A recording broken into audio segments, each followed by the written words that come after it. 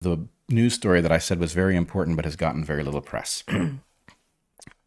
It is today the 9th of June? 10th of June. 10th of June, which makes Monday the 12th. Am I right? Monday is the 12th. The 12th is, as I understand it, the first day of the largest NATO air exercise in history. It will begin on Monday in Europe, involves hundreds of different aircraft, and it, in addition to being the largest exercise ever by NATO, it also has at least one very unusual feature. So I believe the exercise is something that is done periodically, maybe even yearly. But this Defender 23 exercise is going to include the Japanese this time, right? This is NATO, North Atlantic Treaty Organization.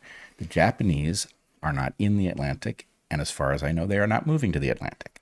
So this is odd that they would be included in the exercise. It could send a very interesting message to China. That's a possibility that this is about some piece of history yet to emerge. It also is strangely juxtaposed by the fact that the Luftwaffe, the German Air Force, is in charge of this exercise, which all suggests that this is a rather dangerous... And how often are the Luftwaffe in charge? Well, I don't know, because such an exercise? this story has barely been reported. And I can't understand how it would not be, right? The very fact that we have a very hot war being fought in Ukraine, that war is at least exists in the context of the Russians having extracted a promise that we would not expand NATO to the east, which we then did.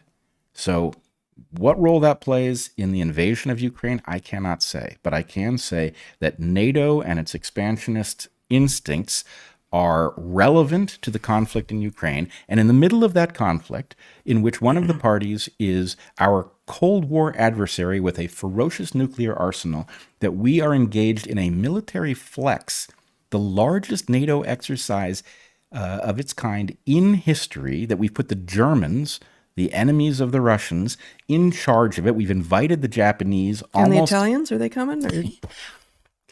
I don't know. I should have checked. I assume that they're involved. I don't think they have the biggest air force, but... Well, they're also not in the North Atlantic, so right, they shouldn't be. True. But anyway, I don't know. But anyway, the point is, look, let's just run a little thought exercise. Mm-hmm. If NATO decided to move a huge force of aircraft to Europe at this moment, right, it would be noteworthy. Does this have anything to do with what's going on in Ukraine? Is this defensive or is this offensive, right? Those are questions that are legitimate to ask. How dare you, sir? Right. Yeah. Instead, what we've got is an exercise. Is NATO moving aircraft to Europe?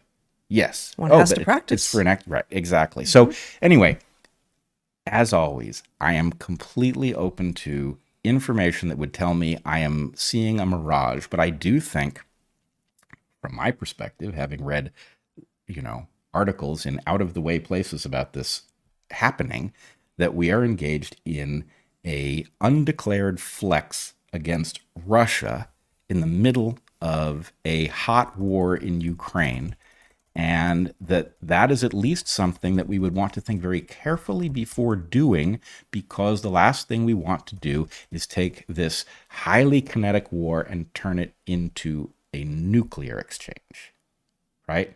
NATO flexing on the doorstep of Ukraine at this moment is a topic that should be much more discussed than I hear it being. And anyway, that's my point. Why is this hiding outside of our sight as if nothing is going on? Because it's obviously something. Defender 13 is what it's called. Yep.